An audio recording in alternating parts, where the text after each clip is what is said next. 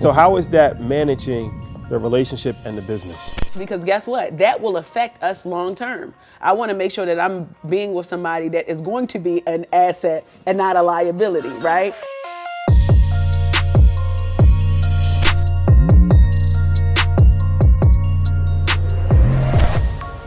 My Fellas, God. what up, Yo, brothers? Appreciate good? y'all having me, man. Thanks, Troy. DA. What's up, Thank brother? you, brother. The legend himself. Let me on the assets over liabilities. You know, I can't wait to get started, baby. Showtime. Let's tell a story. Let's get it. Let's get it.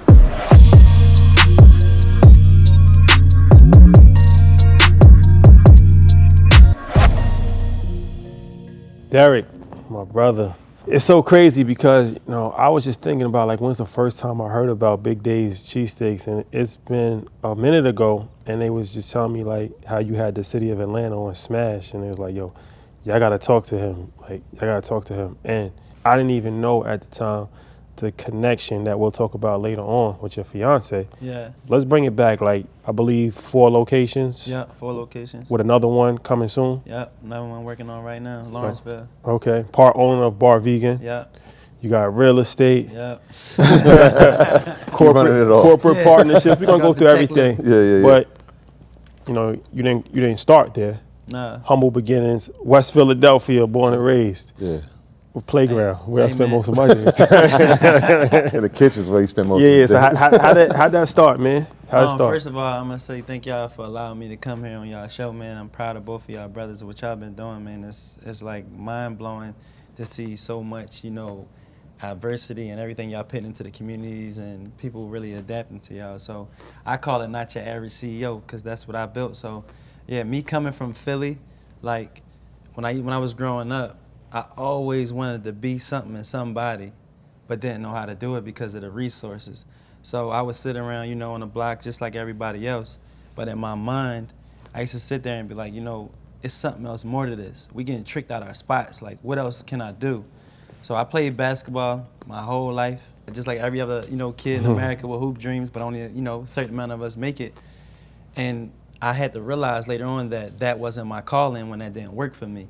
So all the way up to 12th grade, you know, this was my dying dream. I literally, just like if you was dating a woman and you love her so much, I love Spalding that much, that's all I cared about.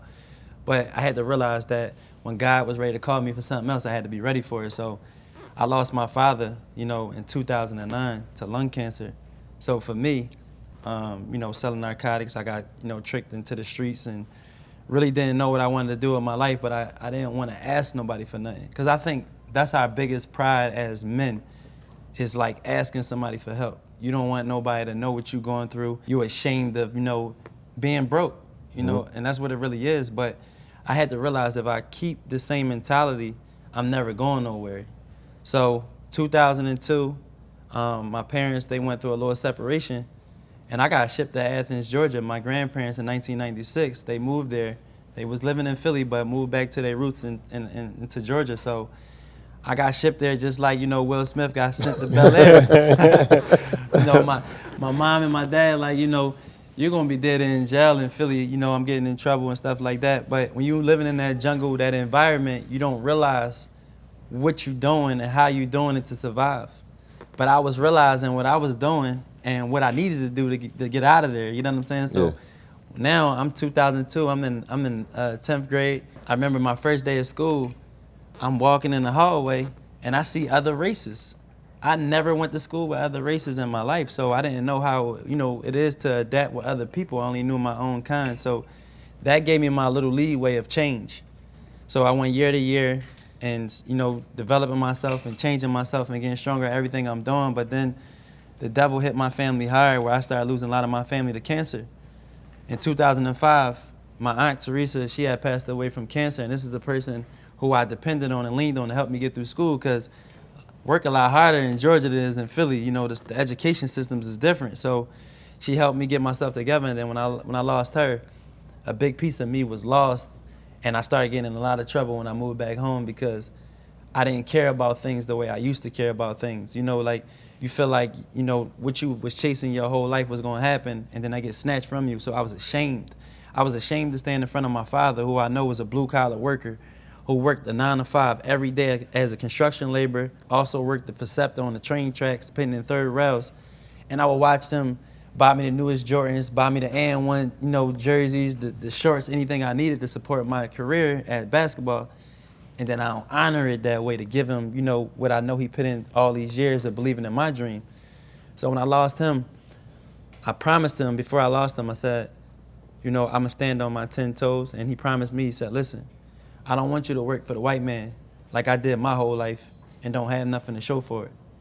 So I took those words every single day of my life, man, and really, you know, went hard at everything I wanted. And when I built Big Dave's, it was solely in the beginning just to honor his wishes, right? But I realized that these people out here was needing somebody that looked just like them, 40-something tattoos on their body, so they could see the not average CEO side, so they could see what we don't never see in American society, so they could see that is a brother out here not chasing the hoop dream, not chasing the music industry. We're going to do it through entrepreneurship. And that's what I was able to do through this whole mission of just building this thing. All started from this little Shell gas station in Dunwoody where I was told it was too far from the city. I was told there's a little shack. I was told you put too much money in it. Well, I put everything else I had left in it because I blew all of my money that I came to Atlanta with off of a settlement that I got hurt years ago prior to that. And literally, when I got to Atlanta, I see people look just like us. They balling, they driving Lambos. I got tricked into that. So all these years, you know, I'm struggling, you know, trying to get my health back together. I'm hooked on narcotics. I'm in 5 back, you know, operations. This all the same year, I lost my father in 2009. So while I'm thinking this is the worst year of my life, God was preparing me for what's right now. So all of them years that I went through my misery, right now, I could talk about that and share that with the world and inspire other people so they can understand whatever you going in, whatever you got going on, you can get through it too because you can watch me do it. And Big Dave is much bigger than the food.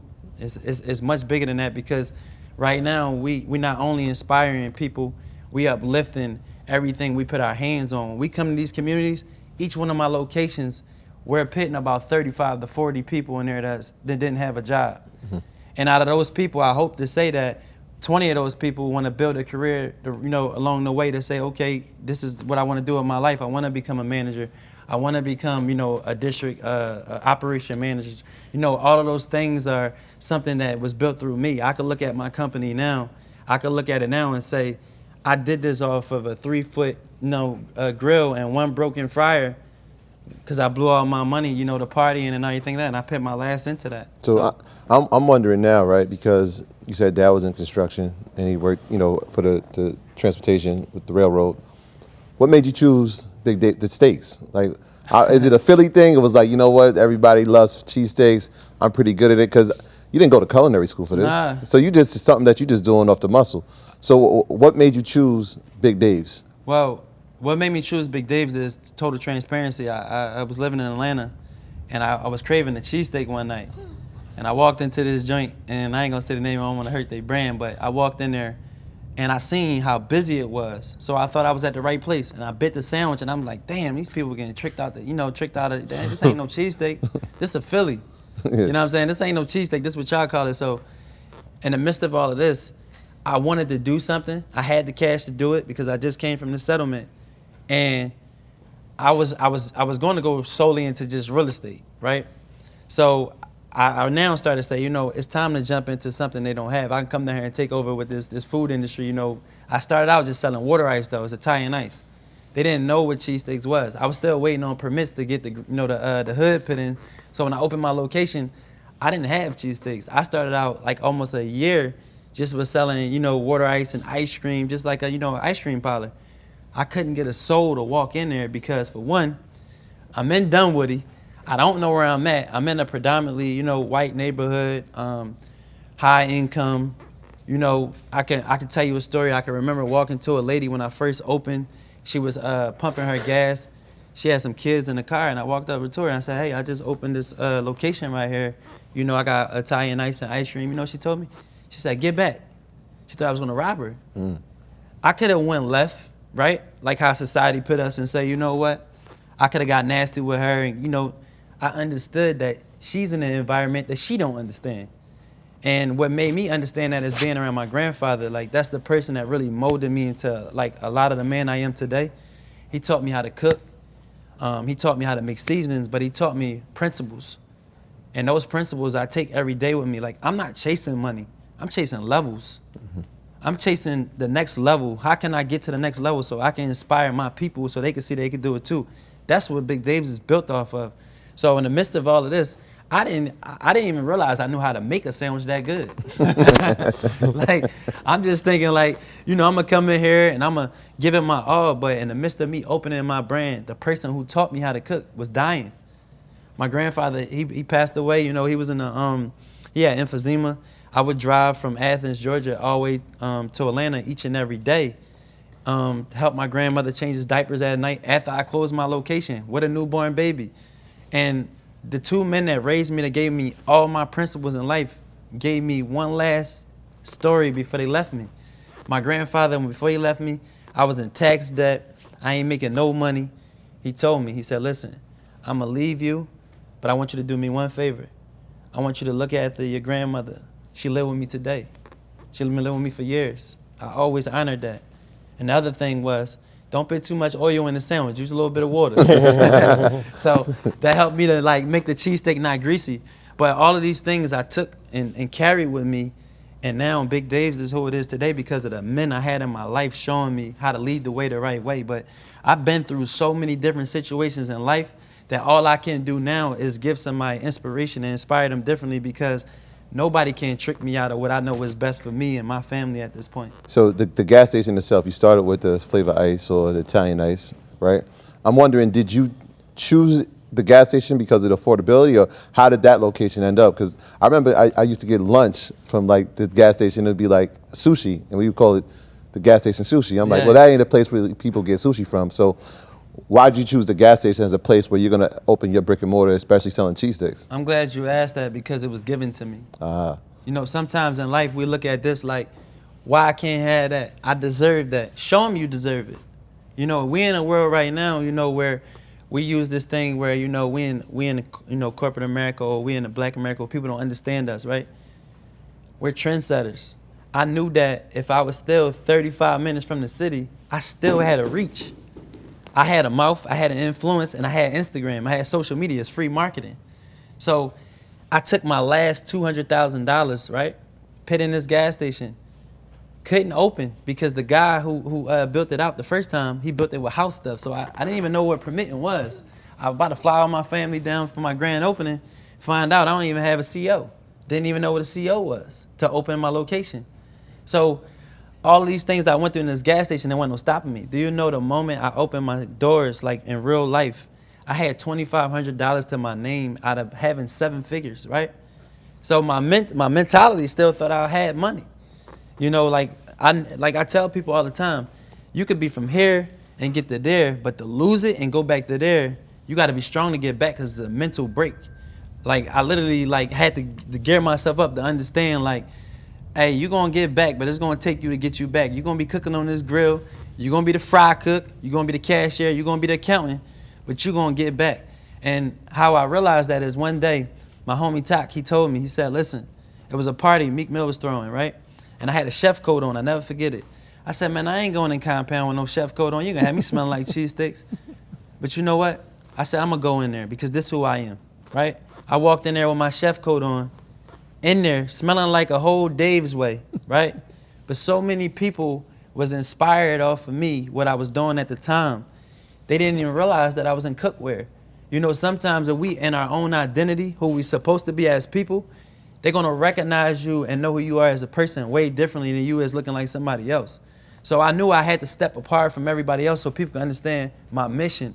My mission was just to build something coming from nothing, like really coming from nothing, but inspire so many people that they wanted to be somebody just like me. And I had drug dealers DMing me from neighborhoods like, hey, bro, I'm about to stop selling drugs. I'm about to do what you doing. And that's when I really start going hard at it because I realized that this is changing lives. You know what I'm saying? This going to have my people realizing that they could do it too. In Atlanta, I tell anybody, Atlanta, just like LA going to Hollywood, you can come here with a dream without a dollar. Your dream going to happen if you never give up on it. Even when you wake up, you got to keep chasing that dream, and that's what I did. Even when people started knowing about Big Dave's, people started knowing about D. Hayes, I still chased that dream as if I had 5020 Winter Chapel Road because I knew my mission. Like right now, I'm sitting here talking to y'all. This is a stepping stone for me. You know what I'm saying? I know where I'm going. I know I'm going to build $1 billion company. I know the world going to know me. And I know I'm going to show the world that not your average CEO with 40-something tattoos on his body is going to inspire other entrepreneurs around the country to do the same thing, even if they wasn't an entrepreneur, because we all are growing up. Street hustlers, I tell my homies all the time, we built this way. We built with nothing, so we had to go get something. So when you go get something, just make it legalized and make a format and put it into a corporation and learn how to scale that, get people that's smarter than you, that's going to help the ability that you don't have. Because if you got the hustle and they got the smarts to leverage you into a different part of your life, you building a dynasty. So how did it scale? Talk about the marketing. How did you go from the gas station to, we'll talk about you recently, congratulations in Mercedes-Benz Stadium. How did you scale? Was it on social media? Was it influencers? What was the keys to you scaling up? For one, before we get to the social media side, one night I sat in my room and cried like a baby. I ain't even gonna lie. I cried like a baby because guess what? When you got all the money in the world, you got a bunch of homies, you got a bunch of women, you got everything. Everybody's stroking your ego. When you go broke, you ain't got nothing but them spatulas. And that's all I had. And literally, I used to sit there and really stress about it. But what really made me build, like to go hard and build the brand was me promising my father.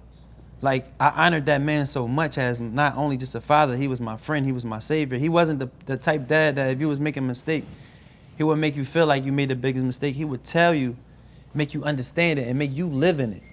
So when I was building the business, I just wanted to just make him proud. I used to always look up in the sky and say, Dad, more people saying Big Dave's, you know what I'm saying, it's spreading. So for me, it was just solely about him. But now, I can't, some days I wake up in the morning and I really just thank God because I had mornings where I couldn't feed myself. I had days where I didn't know what roof I was going to sleep under. And those are the hard times that I had to live with because my father and my mother both gave me a good life. Worked their ass off early on and did what they needed to do to take care of the kids that they created. But when they separated, it separated me because I now didn't know what I wanted for myself. All I had was this crutch to lean on. When you got somebody to lean on to save your life all the time, you kind of don't think about all of the mistakes you're making. But when you out there on your own, you out there on your own.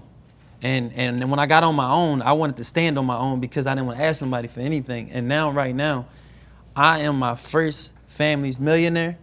I'm my first family to anything when it comes to scaling anything. And now I can pass that down to generations and generations because I know what I want. You know what I'm saying? Just like y'all know what y'all want, y'all know what y'all building.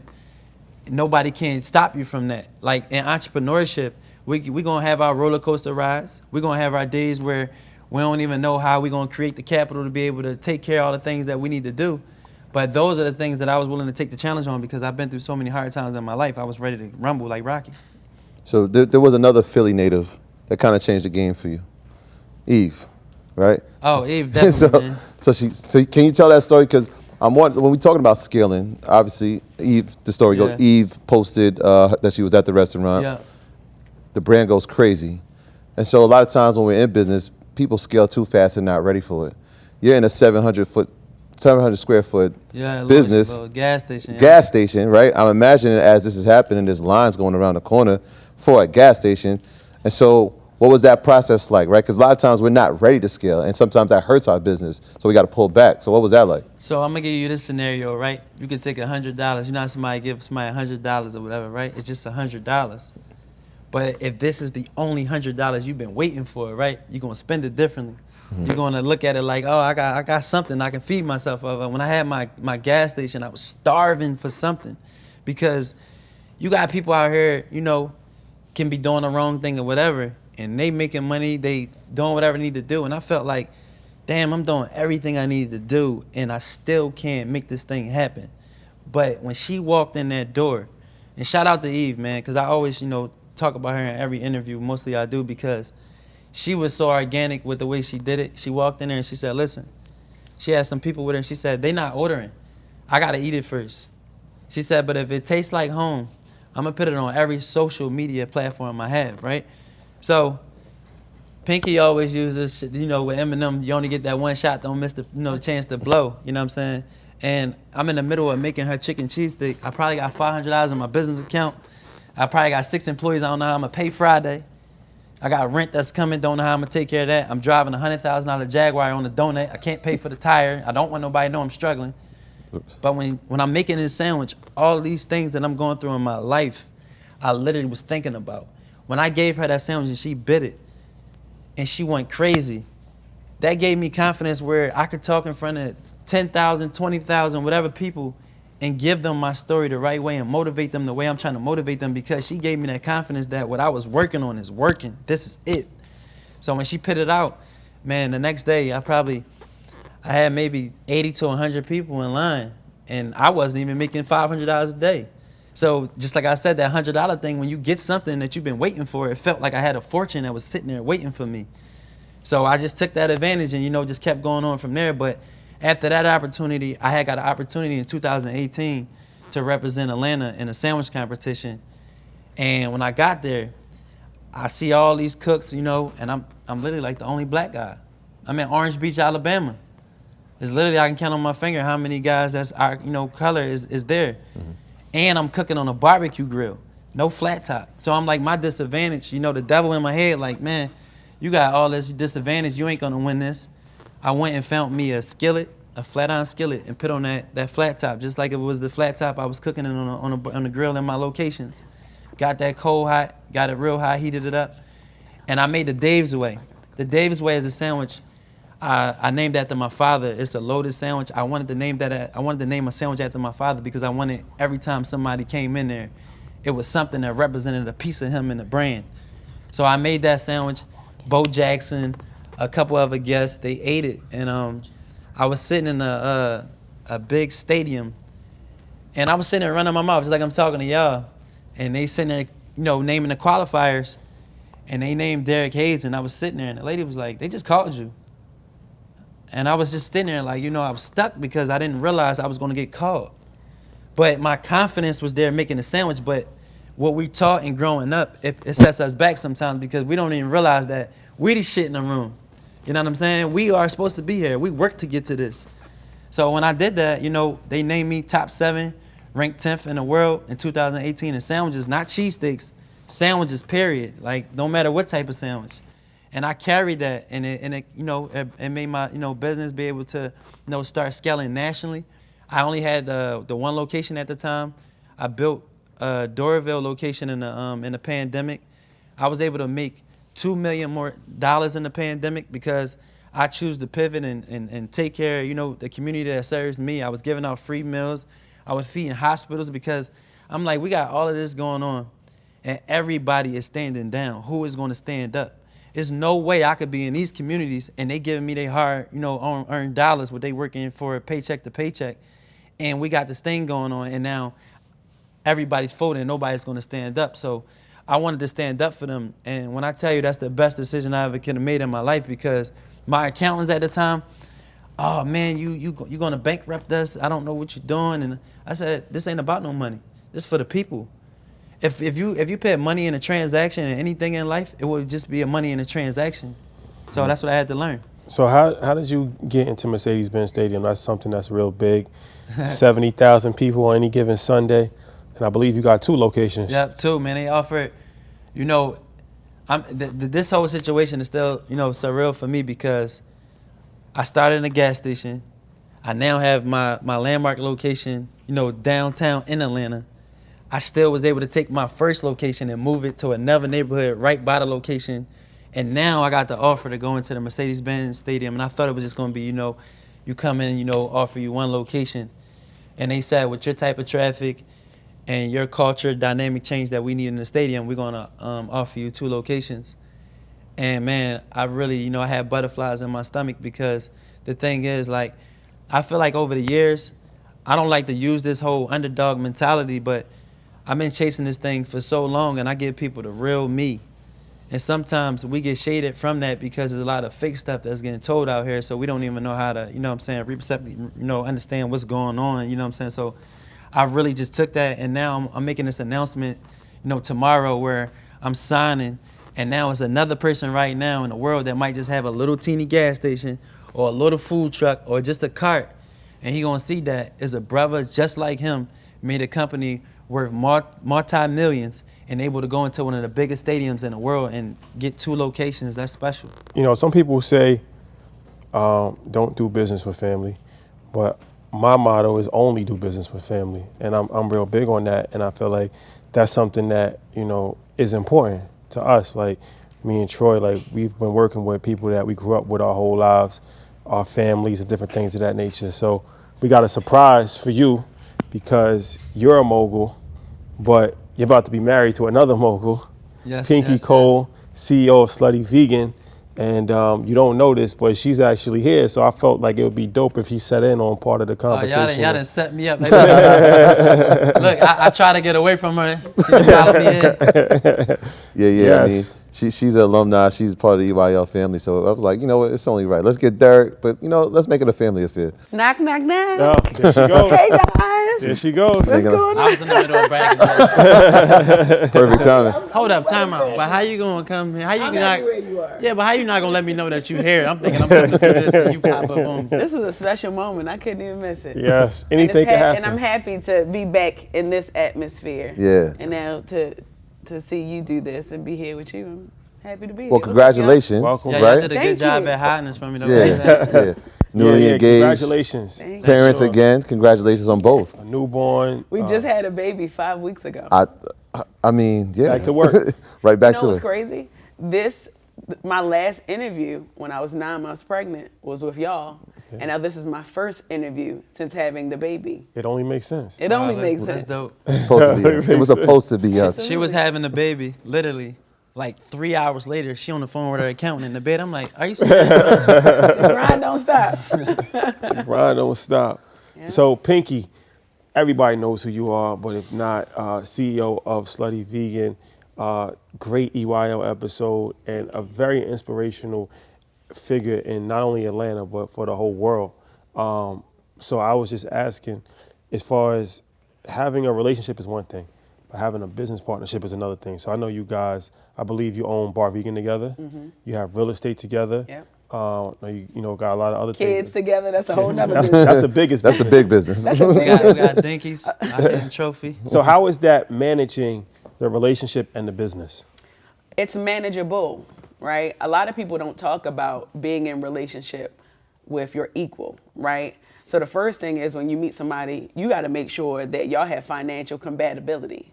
And that means I could build a table and you on the other side building the other side of the table.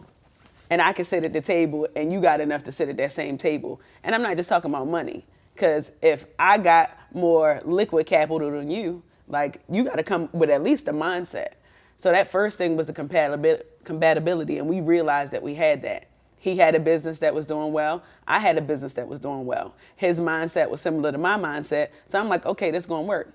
The next piece of it is the transparency, right? When we got into a relationship, we had to get honest with our finances. All right, how much money you got in the bank?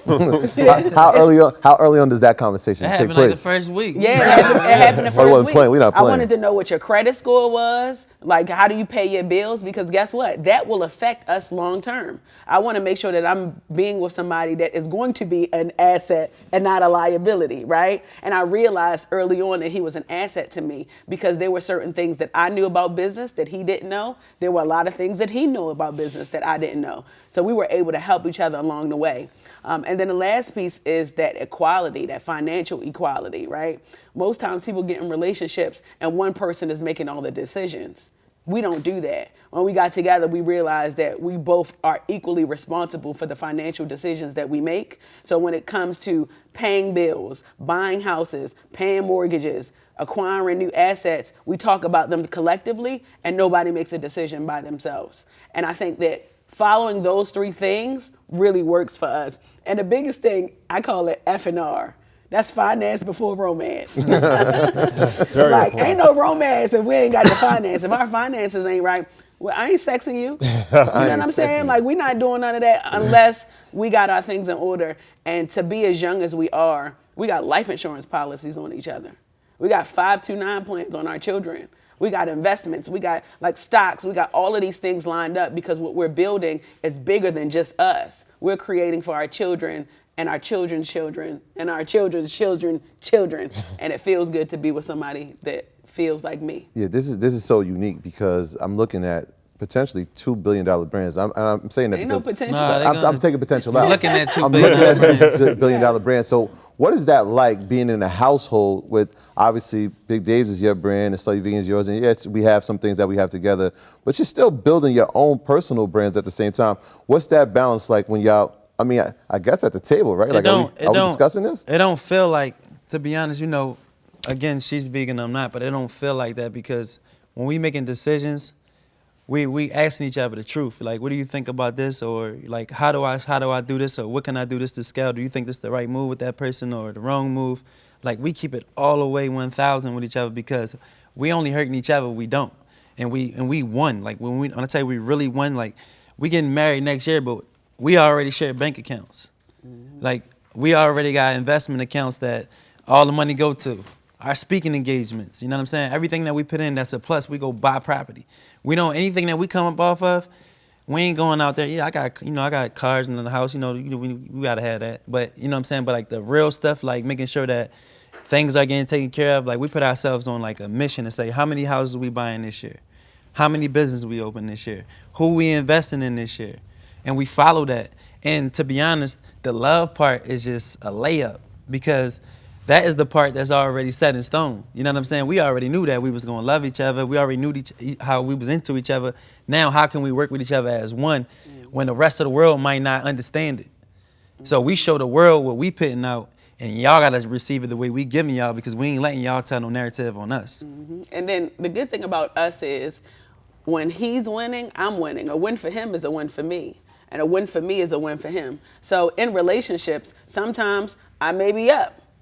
He gonna support that win, or sometimes he may be up and I'm gonna support that win. But because we are one, like it feels so good to know that you could be beside somebody that can win with you, even if it's not them winning at that moment. And we do a really good job of that. So when you talk about balance, I don't even call it balance. We ain't gotta balance that out. It just come natural to us. And the funny thing, when he said, I'm vegan and he not, yes, we got 2 different stoves in the house. That's balance, right? Figuring out how we maneuver in the house, but we do a good job on it and it works. So I'm interested to know, because I feel like competition could actually be a good thing. It's like positive peer pressure. We always hear about peer pressure in a negative term, but positive peer pressure, like if you're in school and everybody's getting A's, nobody wants to be the dumb kid in class. Yeah. So psychologically, you're gonna work harder to get the A. I know y'all won, but is there any level of competition in the household where it's like, I'm gonna do this, or I'm gonna do that, and I'm gonna try to, kind of. It ain't competition, it's motivation. Yeah. Like he's in the Mercedes-Benz arena. I'm like, damn, I gotta level up. Like I gotta take it to the next level. But it's not like, oh, I'm competing with you, because I don't compete with nobody but myself. And that's his mindset as well. But when he's doing big things, it makes me want to grind harder. It makes me want to go harder. And they say iron sharpens iron. Right? So like when I'm winning, he like, all right, I got to step it up. Like what I'm doing, what's going on? And when he's winning, I'm like the same exact thing. And it works for us because neither one of us ever get comfortable. Yeah, there's no pressure to say like, oh, you leveling up and I'm not, because we got so much going on. You know what I'm saying? Even if it ain't the businesses, like we making moves every day. So when we making moves, we know quietly what we doing together and we know what our mission is in the end. Like we just was on the flight, what was the other day, and we talking about, damn, one day we gonna sell for over $1 billion. We both are. You know what I'm saying? And the thing is that knowing that just always gonna have a battery in my back to keep on going, because just like y'all know one day you're gonna have something where you're gonna be proud to say, Mom, hang it up. Brother, hang it up. You ain't never gotta do nothing no more, because it's the hard work put in. And right now we putting the resources in our family, not money. Because a lot of people don't understand that part. Like, when you go lend a helping hand to somebody, right, and it is not capital, it could be information from your brain. What they don't understand is you just gave them something that they didn't have. And now they have to carry that. And that's what we doing. Like we giving our people, our family, anybody around us chances and opportunity to do something. Like we hang around people all the time and be like, what do y'all want to do? Mm-hmm. Now we ain't handing y'all no cash to just go blow it, but what do y'all want to do? Mm-hmm. And it's up to them to do it. And if you don't do it, can't be mad at me for that. Because I work my ass off to get here and ain't no handouts. So let me talk about, well, first, let me say congratulations. Thank you. The new franchise just opened in Birmingham, Alabama. Yeah. First time outside the state of Georgia. And so I'm wondering from a real estate side, obviously I know that you're going in neighborhoods with the envision of having the properties appreciate, not only for your property, but for the entire neighborhood. And so when we have a Slutty Vegan, are we also looking in a close proximity to have a Big Dave's in that area to again help the value go up? Is that like So part of the it's funny, process? we actually just started talking about that. Because now that we're about to get married, the conversation really changes. So this is no longer just my boyfriend, somebody that I'm dating. Like, we are building real life partnership. So if I'm doing this in Slutty Vegan, why wouldn't you do the same thing? So that we can grow together and we can win together, right? So like I said the last time on the last show, I'm specific about areas and where I put my business in, right? Areas that are undeveloped, areas that are already in the middle of gentrification, and areas that people probably wouldn't consider even going to put their businesses in. Do you know my Alabama location was my highest grossing grand opening that I've ever had in all of my locations? Okay. In an area that people probably wouldn't even put a business in because it's not so attractive. But guess what we did? We bought the building. We made it attractive. So now that we're about to get married and we become one, I'm like, okay, all right, Slutty Vegan is buying up these locations. Now Big Dave's can go everywhere that Slutty Vegan goes, and Slutty Vegan can go everywhere Big Dave's go, and we become more intentional about the things that we're doing. Because guess what? We bring more people to the community. Now we own all the property, right? And we all get to win because everybody gets a piece of the pie. Yeah. And that literally, we just started having that conversation last week. And our companies, we sell two total different things, but we under one mission. Yeah, because I know, like I've heard you say before, 70% of the people that come to Slutty Vegan aren't vegan. Maybe 90. It might be more than that. 90%. And so now I don't cater to the vegan. Right, and so now you have another option. So that's really interesting how y'all could just take over, really. What I think what we're dealing with right now in total transparency is merging all of the worlds together, right? And what that means is I got a multi-million-dollar business. He has a multi-million-dollar business. How do we capitalize off of that together and win instead of like doing the same thing twice? How can we do it once? We're talking about buying a warehouse where we can get bulk equipment and get a discounted rate because he needs equipment for his restaurants that he's building, and I need equipment for my restaurants, so we can get a 30% discount if we do it together. Those are the conversations that we're having now as a couple. Is it difficult? Absolutely, but we're figuring out ways to make it happen so that we can save money on the back end and continue to grow these markets. No, it makes complete sense, and like you said, helping one brand is helping the other brand. Yeah. So now y'all can help both brands grow at the same time, and that's beneficial for both of you. Yeah. But I want to double back on this question I asked earlier as far as marketing, because y'all both have a unique way of how you market your business. And it's important for entrepreneurs to know that, because I feel like marketing is probably the most important thing that you can do in today's landscape, whether it's clothing, whether it's a podcast, whether it's a food truck. If people don't know about it, it doesn't matter. You can have the best product in the world. It's not going to happen. Talk about your marketing strategy, what's worked for you, what's some things that have not worked for you. I think you need to go first because your marketing costs a lot less than mine. Yeah, so for me, I wanted to get the people me. Like, I wanted them to see something authentic from Philly, because my city hard. Like, saying there's a cheesesteak in Georgia and not seeing a Philly boy make it. It's kind of like, how is it possible? So I really just used to do videos. I'd be on, my little 3-foot grill in the gas station, showing you the cheese, showing you all this, and you'll be at home probably waking up in the morning like, damn, I'm hungry, and then you want it. But it was just me, this young black kid, every single day, just staying consistent, because in marketing and with people is only good as yesterday. So the marketing got to be every day. So I would wake up in the morning, it'd be like 7:30 in the morning. It's breakfast time for y'all, but it's cheesesteak time for me. Here you go. You know what I'm saying? I'm giving you this meal before I open. So I would go and making these dishes, and I'm showing Instagram this, and then people will want it. So all of my marketing came just organically through me. Like, still today, I don't got no big marketing team. I don't have. You don't have a marketing team. You are the marketing. Yeah. Let me tell you what he do in the morning. In the morning, he's cutting videos together. Like, hey, babe, what you think about this video? Putting egg rolls and cheesesteaks together and cutting videos from different videos he did before. He does everything all by himself. So here you have this one-man band, and I got 10 people on my team. But what I realized is we offer two totally different experiences, but those experiences work. He gives a food experience and I give a lifestyle experience. That food experience is I'm gonna show you visually what the food looks like and I'm gonna entice you so that you can wanna come eat the food.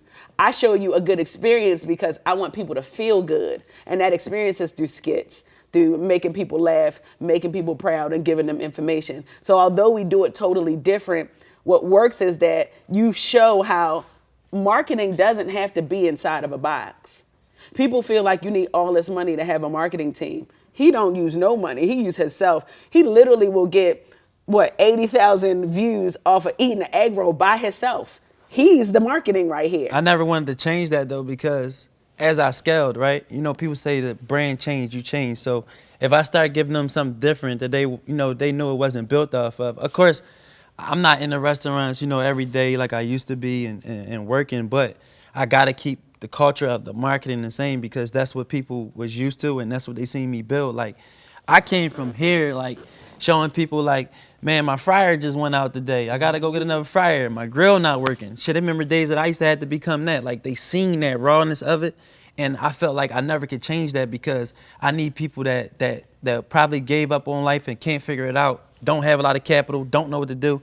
Now I'm gonna show you how to do it, and you do it just like this because social media is free. You know what's funny, real quick?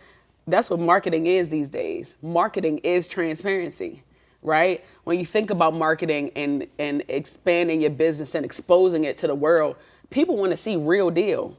They don't want to see you like a full production all the time and like it's very edited. People don't want to see that.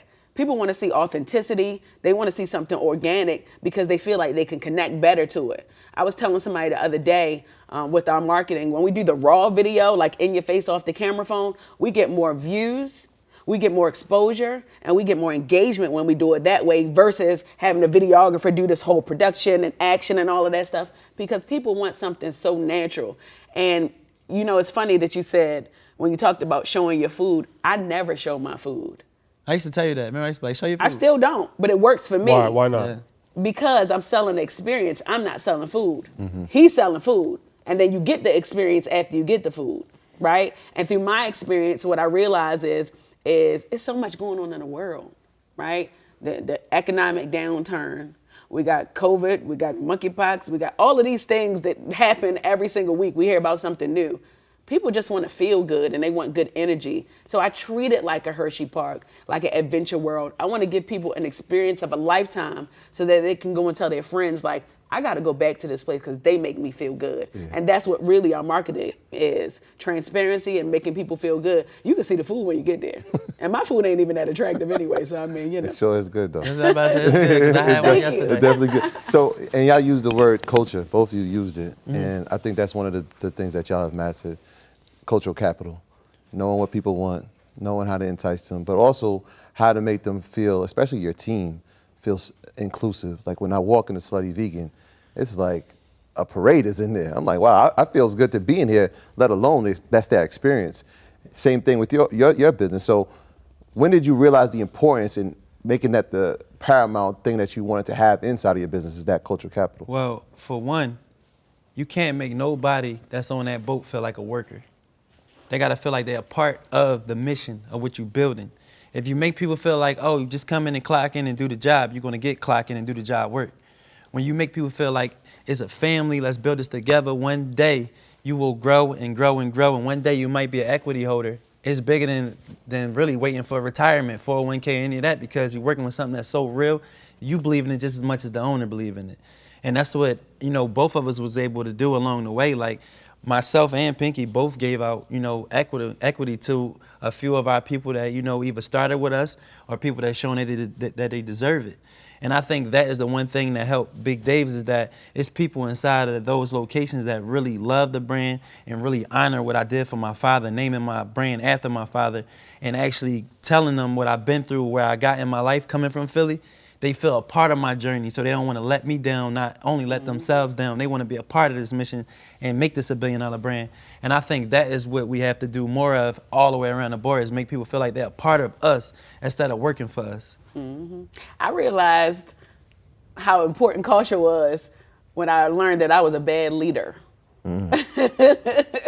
And it took me 4 years to recently like be comfortable to say that. I wasn't always the best leader.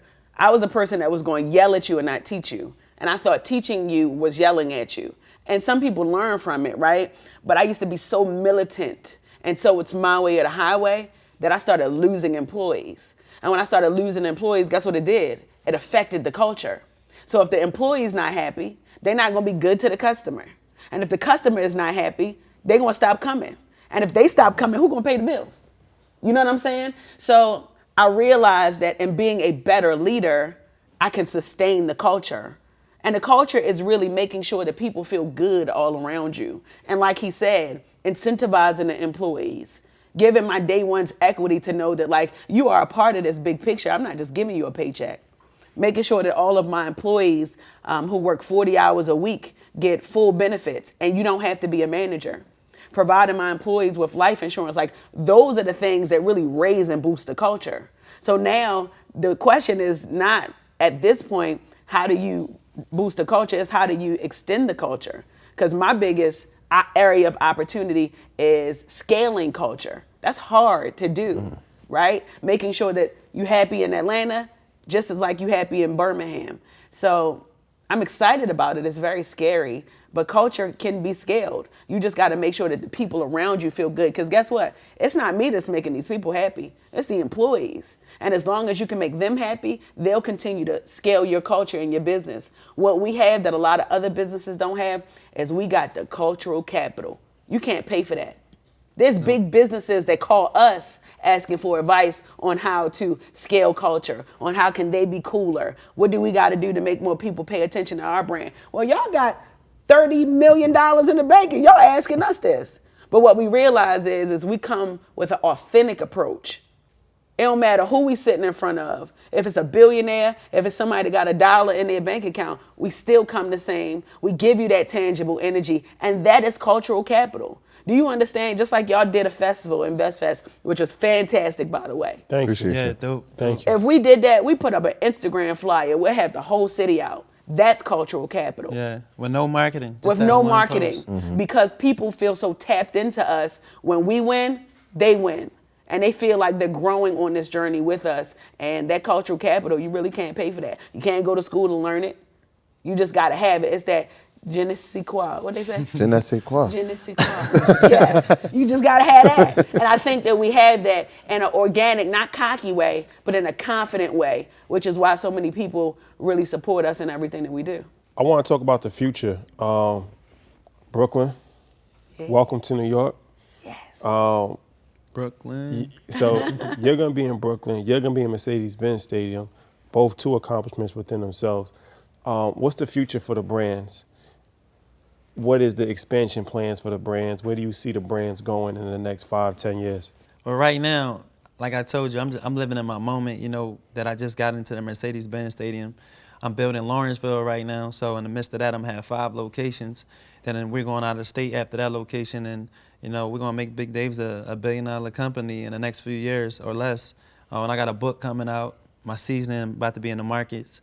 So I'm working on, you know, dealing with the market side of things, just not the restaurant side. And also, I'm building D. Hayes myself, you know, because people need to understand who I am before they know who my brand is. Because they understand me, they gonna understand the mission and what I really want, and know that I'm not chasing transactions or money. I'm chasing resources and levels. And anybody want to jump on that bandwagon with me is going to grow, or they're going to watch me do it, because I walked in a lot of rooms who a lot of them ain't get me in them rooms, but had to sit at that table with me and figured out how I got in them rooms, because ain't no stopping me. So we going to the top with this. Yeah, there's a lot happening with CBD. I'm opening my Brooklyn location very, very soon. I got a couple other cities coming. I got my dips in Costco. I got my dips in Target. I just signed a 7-figure book deal. We're building family together. We got a card game coming out.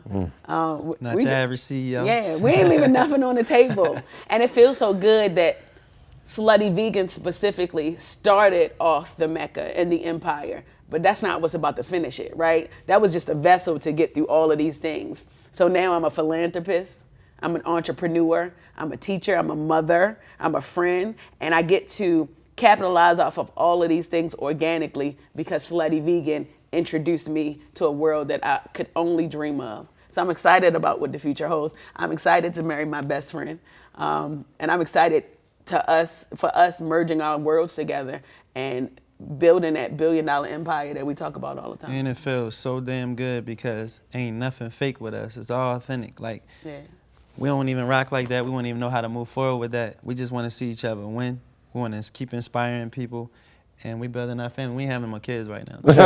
We ain't having no more kids. Right now. That's a wrap. I got three girls and a boy. And by the way, I left something out. So for me, the biggest blessing that she gave me, I love my daughters to death, but she gave me my son. And my son was delivered on the same day I lost my father, July 6th. So my worst day of my life happens now to be the best day of my life. So now the world better watch out because I have nothing stopping me now, nothing stressing me because now I got my king who I'm going to leave my legacy to take care of my queen. So I'm happy about that. What's better than $1 billion there? Two. One of the things that you left out, Slutty Productions. Yes. You thought you was going to sneak that by us? Hey, you know what's so funny? Today she was about to be a rapper. Listen, so I got this beat, right? I got this beat and I've been listening to this beat over and over again. I said, I'm going to become an artist, right? And he laughed at me, not because he ain't believe in me. He like, here she go again. But I'm going to become an artist. I'm going to take this beat and I'm going to put one of my interviews over this track and I'm going to put it on the radio and have everybody streaming it. So I'm showing people that Pinky Cole can tap into every single industry and disrupt all of those industries. So in the next couple of months, y'all going to hear Pinky Cole featuring so-and-so on the track. Okay? Wow. And I'm going to win a Grammy for it. I'm claiming it now. To replay this when I win my Grammy and accept my award. But like, I'm so crazy, both of us so crazy with the ideas that I can come up with a production company and a record label and sign an artist and become an artist and become talent because there's nothing that I can't do. But nothing don't feel better than telling somebody your mission and telling your dream and they didn't believe it and then you show it to them. Nothing feels better than that. And doing it in a way that you didn't ask for no handouts or anything. I gave you the opportunity to jump on, you missed it, you didn't do it, now you gotta watch it. For me, like in my city, I went from being one of the littlest in my city to one of the biggest in my city. You know what I'm saying? Off of just belief in that 3-foot grill and believing in culture changing and belief of, yeah, you went broke, but you ain't give up. And now today, I got some of the biggest influence out of Philadelphia right now, out of anybody. And that all came from entrepreneurship. There you have it. The biggest. Keyword biggest. The biggest. Fitting, very fitting. It only makes sense. Now, we want to thank y'all. Keep inspiring, first and foremost, and keep the love going. It's something that's needed. And I'm excited to see where the brand grows. I got a question for y'all, though. What's that? Are y'all coming to our wedding? Of course. Are That's we invited? Is it destination? Oh, it's definitely we getting destination. married in Jamaica. Oh, perfect. You know That's that. the real life invitation. That's home. Montego That's home. Bay. You got yours live, full in effect, both of y'all. Perfect. Oh, How I'm about there. this? We I'm come to there. the wedding and you let us cater it. I got something better. Y'all come to the wedding and y'all do an episode at our wedding right before we walk Yeah, you down. have That's done. That's You have done. it. Done. Live EYL. broadcasting. EYL And here's live Pinky. in Jamaica. Outstanding dress. This is going to be a whole situation. History again, ladies and gentlemen. That's a wrap. That was cool. Yes, Sirski.